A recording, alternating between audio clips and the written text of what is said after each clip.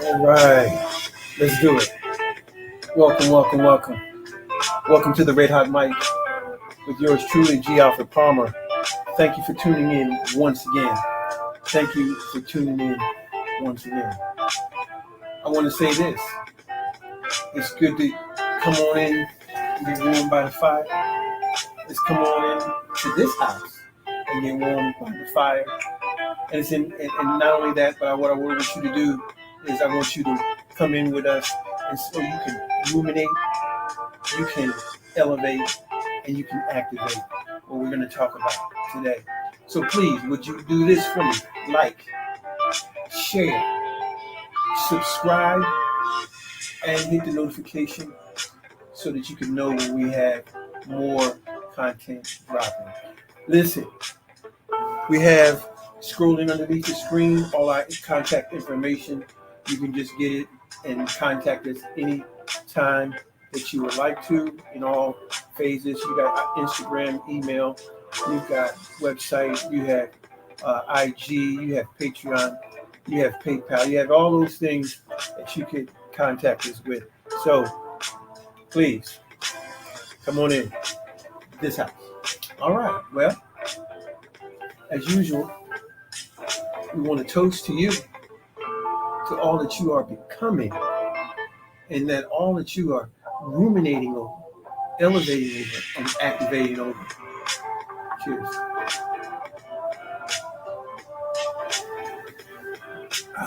Pomegranate juice. Pomegranate juice, pomegranate juice. Anyway, I am excited about what we're doing. What we've been talking about.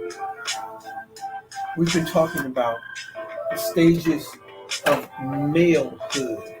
The stages of malehood. And we're looking at them inside of the movie Norbit. Now, I don't know about you, but I found the movie to be very entertaining. Some people may not, and that's fine. Everything is not for everybody. But I think what it does is it gives us a snapshot of what these stages look like. Not all of them, because it's impossible to have all of them in the movie. It's impossible to have all of them in the movie, but you do get a good snapshot of all of the ones that we think that are pertinent to our development. Now, what I want to do is be like we always do beforehand. I think it's very, very important that we do. So we always try to do this.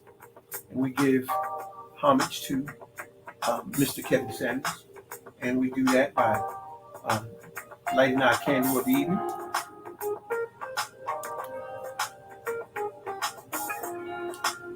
Let's see. There you go.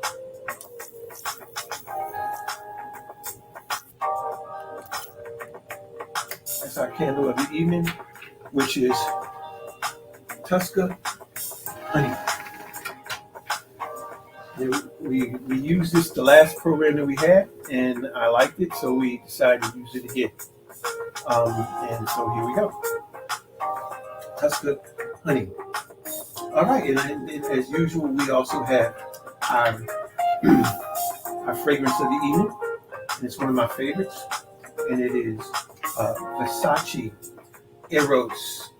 Versace Eros. Versace Eros exudes vivid masculine energy. Green apple and lemon infused mint. Introduce a smoky, sophisticated heart of geranium, musk, and tonka. The confident, assured dry down of Madagascar, vanilla, oak moss, and cedar complete the sensual poetry. Okay, this is one of my favorites. I mean, it really is. And if I were you, gentlemen, I would get this one.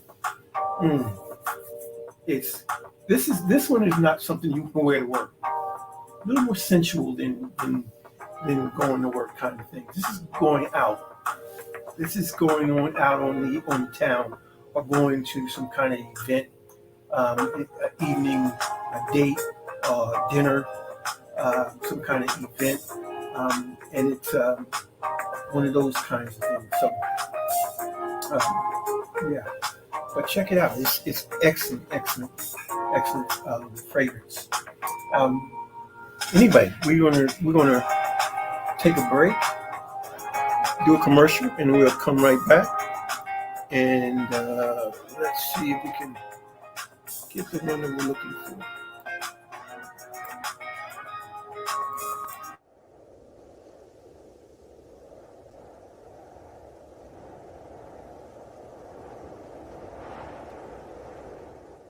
In our current global climate, we're facing challenges never before experienced by this generation. Oppositions where no one seems to have clear directions or answers to the risks facing us.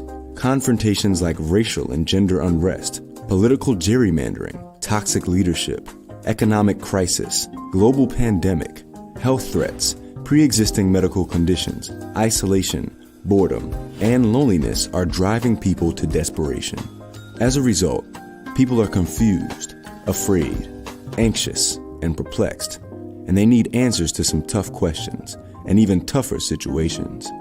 They are looking into different outlets for answers to gain assurance and consolation. Some have drawn closer to the embrace of family, while others look more towards their friendships, education, and even religion. What we need is a fresh voice of truth and clarity, and not a stale religious echo from the past. There's a re-emerging voice on the horizon that isn't afraid to stand alone and give spiritual and mentally sound direction to a world searching for answers. G. Alfred Palmer offers a voice of sound human development and empowerment to those willing to hear. There's a need for new ideas to old principles, a perspective from a timeless origin, but with current vision, a thought leader who understands what it means to stand alone and speak truth when some are hard of hearing. But if you've been waiting to hear a voice that opens the gates of freedom and breaks the shackles of confusion to allow you to step forward into the dawning of a new and exciting future, then it's time to bridge the gap with Dr. G. Alfred Palmer. He is a dynamic speaker, thought leader, and entrepreneur, equipped to elevate, expand, and extend the development, empowerment, and leadership of his audiences. He stands ready to speak at your next event. His delivery is guaranteed to refresh, entertain, and transform. G. Alfred Palmer bridges the gap from uncertainty to the purpose, to passion, and leadership. Book him today for your next event, and you won't be disappointed.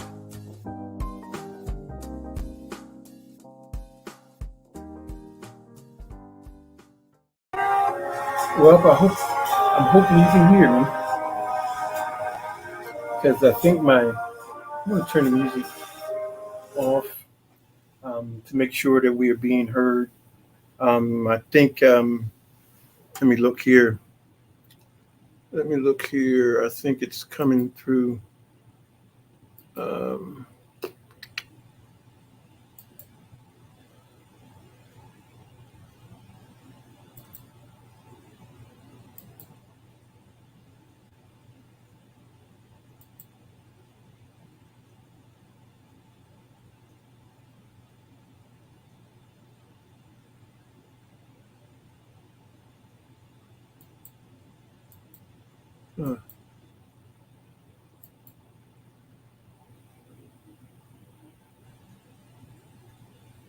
Well, we can just go with it. I don't know.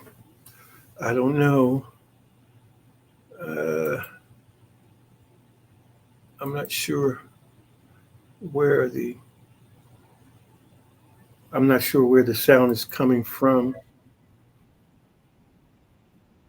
Okay, that's coming from there. Okay, everything's coming from there. Okay, well, I'm gonna give it a shot. We're gonna give it a shot. See what happens. Hopefully, it'll come out okay. We'll see. All right. I am really excited about part two of what we started on, and we've been looking at the stages of malehood as we look at the movie Norbit. Now, the last time we were together, what I did was I talked with you about the first stage. Well, it's not particular order, but I'm just giving you these characters and the particular stage of malehood that they demonstrated in the movie. And not only that, but you need to understand that these same type of, you may not believe it, but these same type of personalities you'll find in your daily life. But we try to take a humorous but yet serious look at these stages of malehood. And I'm hoping that you enjoyed the first one. And I'm trying to keep it, I don't want to make it go too long. So we're trying to be conscious of the time. Now, we want to get into the second particular stage, and it's not second, but it's the one, the next one that we want to talk about, and that was Eddie Griffin, who played Pope Sweet Jesus. Pope Sweet Jesus was a I want to say ex-pimp, but the way the movie portrays, he's not so much ex as there is still seems to be women working for him. So we don't know. So I would say from what the dialogue is, he's retired. He's no longer doing that, but he runs a rib shack in town, and along with his sidekick, Cat Williams, and he plays the character Lord Have Mercy. Now, I know some people won't like these names. I get it. But I mean, I believe that, some people say, well, that's taking the Lord's name in vain. I'm not going to argue with you. I'm not, but I don't believe so. I believe that the Creator has a sense of humor. He's given us the sense of humor that we have. And so, I mean, there are limits, but at the same token, I believe there are some areas where it's okay to laugh and have a good time. But anyway, let's look at Eddie Griffin, Pope Sweet Jesus, and his particular stage of malehood, which we call Zeta. Zeta males they're independent thinkers. Now, if you watch the movie, you understand that Pope Sweet Jesus was an independent entrepreneur, an independent thinker that had ideas and thoughts concerning church, love, sex, just totally an independent thinker, and self-determined, a self-determined individual. Do I agree with everything? Well, of course not. But again, who do we agree with everything on? No one. So the basic thing is, I'm looking at him from a holistic standpoint as being an independent thinker, not one that really went around thinking how other people would try to govern his thinking, but was an independent thinker, a self-determined individual, and was business minded. We could see that in not only the rib shack, but in his entrepreneur as a pimp. Now, somebody would not look at that as being entrepreneurial, and some will. I'm going to leave it at that. I'm just going to say that the Zeta male has a knack for having a entrepreneurial mindset. Also, a willingness to use whatever necessary means to obtain goals. If you look at Pope Sweet Jesus, you understand that he was willing to do whatever he had to do to get the goals and the objectives that he wanted, even going to the point of manipulation, persuasion. He was talented. He was a leader without shadow of a doubt, being an entrepreneur and leading Cat Williams, Lord have mercy. And the two of them made up a team. So he was a team player, very confident. Most Zetas are very confident and independent in their operation, and they normally like working by themselves, and keeping themselves and just a few people around them, not a lot of people, but the people that are around them, they view as being very special people to them. So they have a rule breaker kind of mentality. They don't go and march to the status quo. They don't do the politically correct kinds of things. Zetas are free thinkers, outside the box kinds of thinkers. They are visionaries. They see things and they're able to bring about those things into fruition because of their ability to, again, think outside of the box, and because they are very, very intelligent. Being that they are intelligent and confident, there's a side to them that's very prideful. Prideful can lead to a fall, but at the same time, prideful can lead to productivity too, geared the right way. Zetas are very assertive. Being an assertive person, they don't sit around and wait for other people to tell them what they can and cannot do. That's because they don't have a problem with breaking the rules. They really don't. The other thing about Zetas is that they're very, very resilient. They have a bounce back, can do kind of spirit. They're not going to just stay down. They're not going to limit the ways they're going to go about doing whatever it is that they're going to do. They're going to do whatever's necessary to get the results that they're looking for. And because of that, they have adaptability. They adapt to their environment, their circumstances, and their situation, and they're not afraid to stop and start all over again, because they have a very perseverant kind of way about themselves.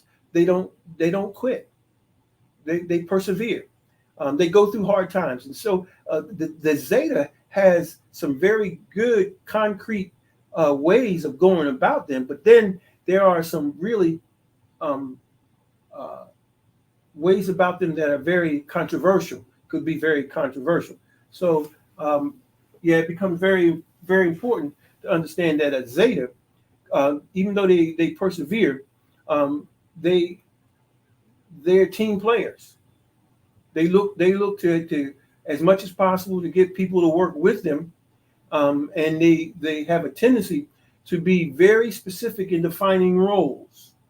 One thing about Zetas is that they want things written down and understanding what their role is going to be. Now, that can be positive or negative. And Zetas can want certain things done a certain way, and they're good in partnerships, because in their idea of a partnership, you have certain roles and rules that you abide by, and if those roles and rules aren't carried out, they are very much willing to move on very quickly from the relationship that they're in or the partnership that they're in, and establish other partnerships or be in multiple partnerships because they're looking for certain things that they can only get from a partner in this area, or as opposed to a partner in the other area, because not all of the partners are going to be able to fulfill everything that the Zeta is looking for. So the Zeta defines roles and looks for them the fulfillment of those roles in diverse means.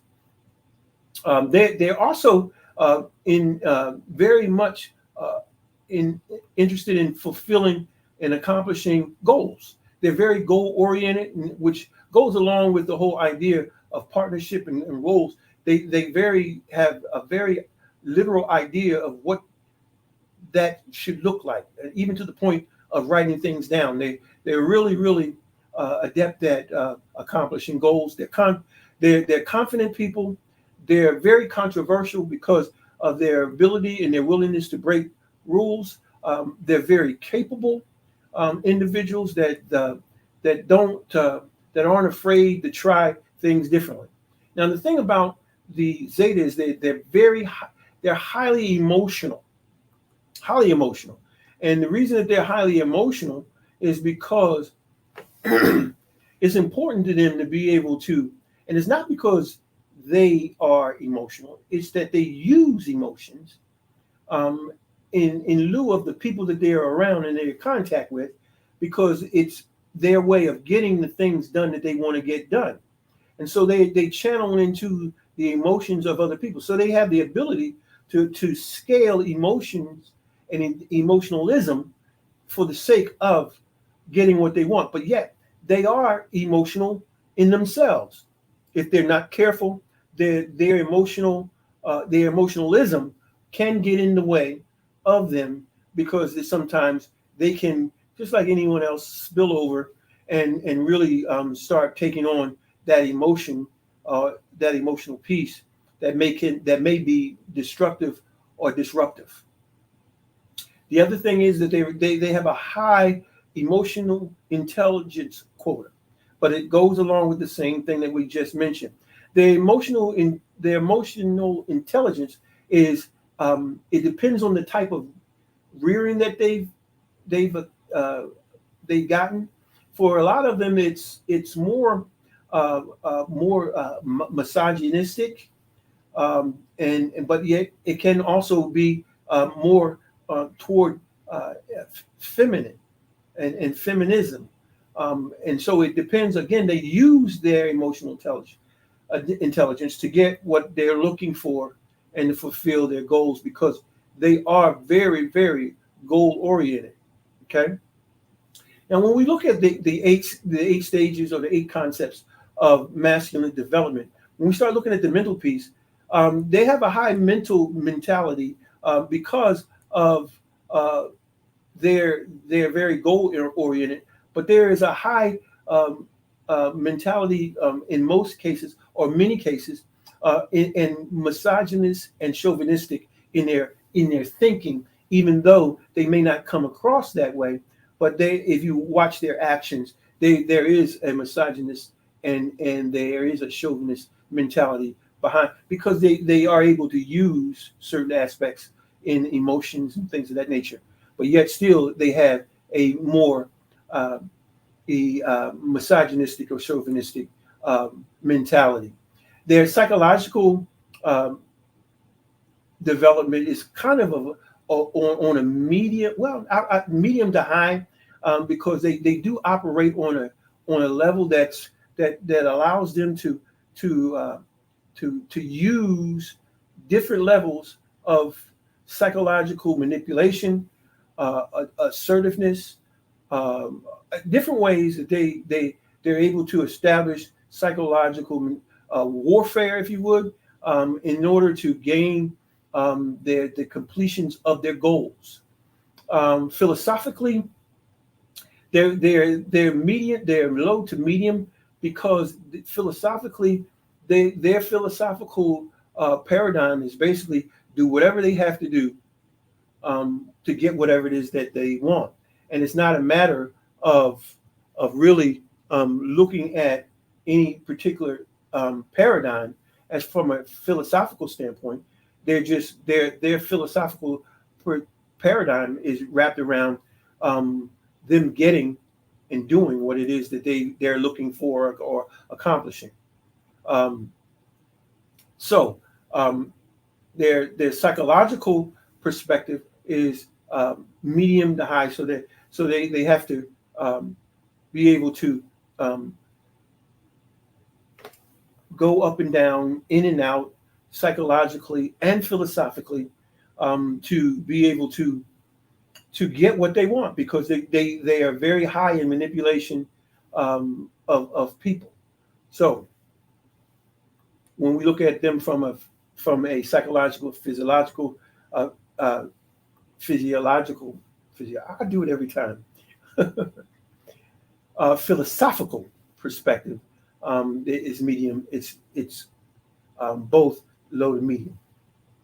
Emotional intelligence, we talked about, it is high due to their willingness and their manipulation. Whether it's their emotional development is buried in, uh, whether it's misogynistic. It can be, because it depends on how they were reared. Um, and so it could be high because of that, or it could be high from a feminine perspective, depending on what how they were reared. They were maybe reared by a female. Now, what they have done is they've learned how to manipulate and to use their emotional development to coincide with the things that they need from other people, to help them to reach their goals. And so these people are very, very manipulative and very astute at in their emotional intelligence. They have the ability to maneuver within the confines of of high emotional intelligence, high intellectual, to be able, to get what it is that they want.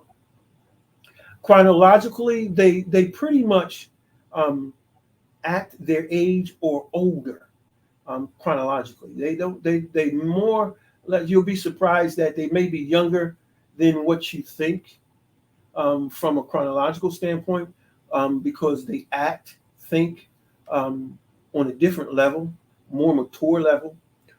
It's not so much mature as it is manipulative, and they have a knack for conning and those kinds of things of around people. From a physiological standpoint, they understand the importance of physicality, and so they are very their ability and their awareness and their function within the physiological is high, medium to high, depending on their understanding and their upbringing. If I mean, this is where we get some of these metrosexual kinds of physiological developments, because of it depends on how they were. Is there a lot of masculinity in their past, or more femininity, or and have they learned how to use both for their advantage? And that's where we get the metrosexual kinds of manipulational behavior. So they do see the importance of the physiological development piece, and they do pay attention to it, and in many cases, are involved in it. From a cognitive standpoint, they are very goal oriented, overinflated kinds of cognitive functioning. They think from the perspective that they have it all together, and that they're going to get one over on you, and they're the smartest one in the room, and they're going to do whatever it is that they need to do to get whatever it is that they want. From a masculine standpoint, it's high. They've developed, their masculinity is high, but it could be a masculinity that's either over or underdeveloped. Again, and that's because of the ability to maneuver both from a masculine standpoint and a feminine, and so that can be worked to their advantage, but can also be worked to their detriment. Now, when we talk about this particular individual, they would be good at being a money lender, because their goal is to lend money, but they're going to make money in the interim by lending. The other side of that is they're good at loan sharks. They're good at sports figures, becoming sports figures, and they're good at politicians and pastors, to say the least. They have the ability to be able to do those things as well. So when we talk about the Zeta has great potential in doing a lot of things. So it becomes critical to understand that the Zeta male is a one that has a focus. They have a focus, and they'll use whatever means they have to bring about what it is they're looking for to bring about. And so the Zeta,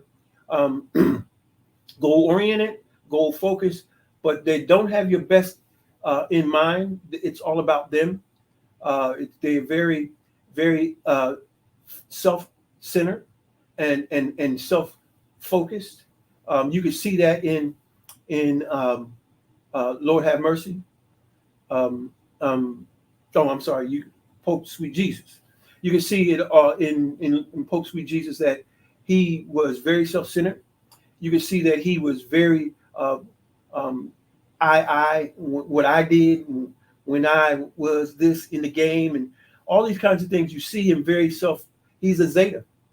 He's a Zeta, very manipulative, even to the point that he was able to put on and act churchified in order to bring about the result of holding off the wedding that between Cuba Gooding and Sandy Newton, or Kate Thomas, and Devon. So it was that kind of thing, where Pope Sweet Jesus had the ability to con. That's one of the other things that this particular individual is good at, conning people.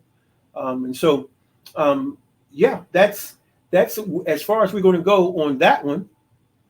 A little under what I thought as far as 45 minutes. This is a shorter one, which is great. So I'm hoping that you would continue to hang in there with us as we continue to look at these stages of malehood. This was the second one. We looked at so far alpha. Beta. We didn't look at alpha yet. Beta, and we looked at zeta. Okay. Now we're going to be looking at a few more. It's going to get good. So please, ruminate, elevate, and activate. That's what we're doing. And what we want you to do, if you would, like and share this with other people. Subscribe to the channel. We need you to subscribe and hit the notification bell so that the algorithms can push this out to more and more people. Again, our contact information is scrolling under the page, I believe, yes. And so we want to close with you just hopefully getting something that you got something out of it, learning about the Zeta male. And again, understanding that the Zeta male is not a man. He is not a man. He is a male. He has not developed into or matriculated into manhood yet. Neither has, just like the beta has not. Understand, all of these are males. They are not men. And so often what happens is people mistaken malehood for manhood, and it's not. And when you think that it's a man and it's not, and it's a male, then you get disenchanted, you get bamboozled, hoodwinked, run amok, and led astray. So all those things happen because of a failure to understand the difference between malehood and manhood. So I'm hoping that this is helpful, and that you will continue to be with us as we move forward to talk about our next stage of malehood. So until then, we'll talk to you again, and be good to yourself and be good to everyone else.